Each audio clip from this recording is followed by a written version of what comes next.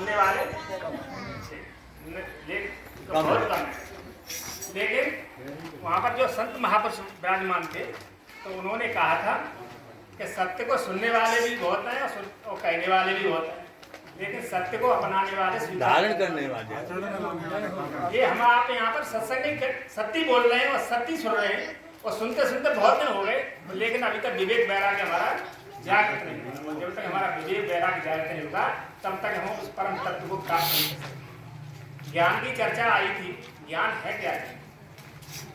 ज्ञान वो तत्व ज्ञान है जिसको जान करके हमारा आवागमन मिट जाए, हमें दोबारा संसार में ना आना पड़े। या तत्व ज्ञान वो चीज है जिसे जान कर फिर कुछ जानना शेष न रहे, उसको कहते हैं तत्व ज्ञान, वो है परम तत्व। तो ज्ञान के विषय में एक श्लोक आया है कि अक्रोध वैराग्य जितेंद्रत्व दया क्षमा सर्वप्रियजनत्व और निर्लोभ दानम भयशोक हानम ज्ञान चिन्हम 10 लक्षण। ज्ञान के 10 लक्षण हैं। ये नहीं हो जिसके अंदर नहीं है तो वो ज्ञानी नहीं है, अपने को ज्ञानी नहीं कर सकता। कौन कौन से हैं? कि अक्रोध, क्रोध नाम मात्र का भी नहीं होना चाहिए। यदि क्रोध आ रहा है तो बस ज्ञान है, ज्ञानी नहीं। वैराग, वैराग्य किसको कहते हैं? वस्तु पास में रखी हुई है, उसके भोग की इच्छा नहीं है। जब तक वस्तु है नहीं तब तक तो हम सब बैरागी हैं, और वस्तु सामने आ जाती है तुरंत लालच आ जाती है, यानी हमारा बैराग घर नहीं है। तो जब तक हमें वस्तु सामने रखी है और उसकी तरफ हमारी इच्छा नहीं जा रही है, कामना नहीं जागृत हो रही है, तो वो है बैराग। जितेंद्रत्वम, हमारी इंद्रियां विश्व में दौड़ नहीं लगा रही, भाग नहीं रही। समझ लीजिए जिसकी इंद्रियों का समन हो गया है, दमन हो गया है, वो है ज्ञान। और क्षमा दया, जो क्षमावान है, तुम पर पत्थर फेंक रहा है फिर भी इसको तुम माफ कर रहे हो, जो तुम्हारा हित कर रहा है उसकी तरफ उसकी भलाई सोच रहे हो, वो है क्षमा, उसको कहते हैं ज्ञान। क्षमा दया, गरीब कोई मतलब कमजोर आदमी, बीमार आदमी, अपाहिज आदमी रास्ते में पड़ा है, आप मोटरसाइकिल पर धक्का चले जा रहे, गाड़ी चले जा रहे, झांक भी नहीं रहे, ज्ञानी नहीं। करुणा हो जाए आपका हृदय द्रवित हो जाए इसके लिए, वो ज्ञान। सर्वजन प्रियतम, सर्वजन प्रियतम माने सब आपको प्रिय लगे। प्रिय किसको लग सकते हैं? जो सर्वभूत हिते रहता, जो सबके हित में हो, सबको परमात्मा स्वरूप ही समझे। भक्त भगवान अपना इष्ट में देखे सबको, और ज्ञानी अपना स्वरूप समझे, सब ब्रह्म स्वरूप, वो है ज्ञानी। और इसके बाद निर्लोभ हानि, तो कोई मतलब लोभ लालच नहीं होना चाहिए, लोभी नहीं होना चाहिए। हानि हो जाए, लाभ हो जाए, समता रहनी चाहिए, कोई मन में क्षोभ नहीं आना चाहिए। दुख किस बात का है? कहाँ क्या मतलब वो सुख और दुख है कहाँ? समान हो। भय शोक हानम, ना कोई भय हो। जब तक भय है, भय होता है द्वितीया में, और जब अद्वैत चला जाता है सब एक ब्रह्म ही रह जाता है, फिर भय किससे होगा? वो है ब्रह्म ज्ञानी। तो मतलब ये ज्ञान के 10 लक्षण जब तक ये हमारे अंदर घटित नहीं है तब तक हम ज्ञानी नहीं है। तो इसीलिए भाई मैं तो ज्ञानी नहीं, मेरे अंदर तो ये सब 10 लक्षण नहीं आए, तो इसीलिए मैं अपने ज्ञानी नहीं कह सकता हूँ। ये नहीं चर्चा चली थी इसीलिए बोला हूँ कि आपने कहा। अच्छा, अब बात आई मुक्ति क्या चीज है और भक्ति क्या चीज है। देखो, जो कामना है, कामना यदि हमारी शांत हो गई है, कामना उठना बंद हो गई है, तो वही मुक्त है। कहाँ की कामना? संसार की, विषयों की कामना, संसार की कामना पाने की। और जब परमात्मा को प्राप्त करने की कामना है तो वही मुक्त है, यानी सांसारिक कामनाएं छूट गई और परमात्मा की कामना, यही मुक्त है। भक्ति क्या है?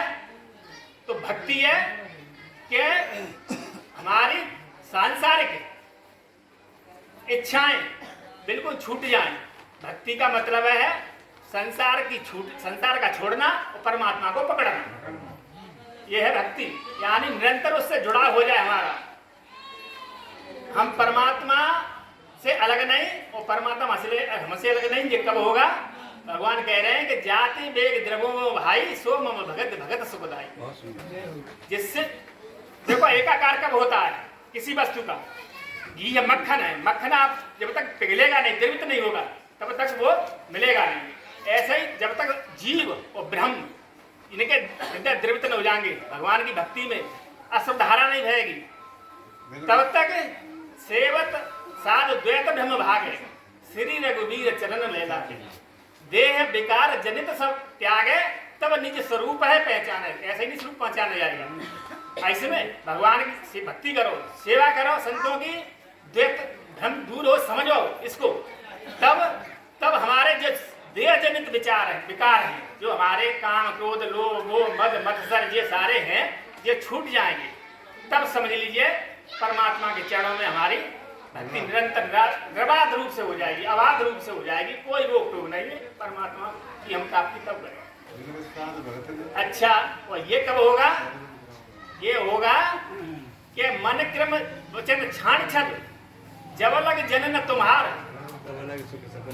सपने नहीं किए कोट उपचार। जब तक ऐसा नहीं हो, जब परमात्मा के प्रति समर्पित नहीं होगी, तब तक हमारे से करोड़ों तुम उपाय कर लो, तुम्हें जीवन में कभी सुख नहीं मिल सकता है, मुक्ति नहीं मिल सकती है। अच्छा, अब आई मन पे बात। ये मन, मैंने बस कल कुछ दिन भी कहा था कि ये कामनाएं कहाँ से उठती हैं? कामनाएं हमारी उठती हैं विषयों की। मन, जब हमारा मन विषयों में दौड़ता है, विषयों का चिंतन करता है, तो माँ से हमारी कामना उठती हैं और उन कामनाओं को पाने के लिए फिर हम प्रयत्न करते हैं, रजोगुण में पहुंच जाते हैं। तो जब ये कामनाएं हमारी, जब विषयों में रमण करेगा हमारा मन, तो कामनाएं उठेगी संसार की। और जब यही मन किसी प्रकार से यदि हमारा परमात्मा में का चिंतन करने लगे, विषयों का चिंतन छोड़ के, संसार का चिंतन छोड़ के हमारा परमात्मा में चिंतन हो जाएगा, तो हमारी कामनाएं शांत हो जाएंगी। और जिसकी कामना शांत हो गई कोई तो ये मन, ये मन जो है, तो ये हाथी की तरफ कैसे है? हाथी जिस प्रकार भस्म होता है अंकुश से, इसीलिए ये मन भस्म होगा भगवान के नाम रूपी अंकुश से। अच्छा, ये मन संसार में दौड़ क्यों लगाता है? ये मन संसार में इसीलिए लगाता है कि इसका स्वभाव है हमेशा सुख चाहना। और वो सुख कैसा कि निरंतर रहे, बीच में कोई दुख नहीं आए, और निरंतर रहे, हमेशा रहे और पूर्ण रहे, इसकी खोज में रहता है ये हमारा मन। लेकिन वो खोजता जिस जगह पर है, भूल उसकी ये है, उस जगह पर ये सुख है, वो संसार में ढूंढता है। वो सुख है परमात्मा में, आनंद। संसार का सुख साधन सुख है, इंद्रियों का सुख है, ये क्षणिक सुख है। और जो परमात्मा का, अपनी आत्मा राम का रमण का जो सुख है, वो परमानेंट सुख है। वो साधन साध्य नहीं है, वो दिव्य है, प्रकाश साध्य, प्रकाश स्वरूप है। तो अब ये मन हमारा उसकी खोज में रहता है। अब ये रुकता क्यों नहीं है? इसका स्वभाव है चंचलता। और चंचल ये कब तक रहता है? ये एक जगह क्यों नहीं बैठता, यानी परमात्मा में क्यों नहीं लगता है? जब तक इसको उचित आसन नहीं मिलेगा, उचित जगह नहीं मिलेगी बैठने की, तब तक ये परमात्मा में लगेगा नहीं। वो जगह क्या है? वो है जगह, उचित आसन है परमात्मा का, हरि का नाम, हरि का भजन, हरि की भक्ति, उसमें बैठेगा ये मन।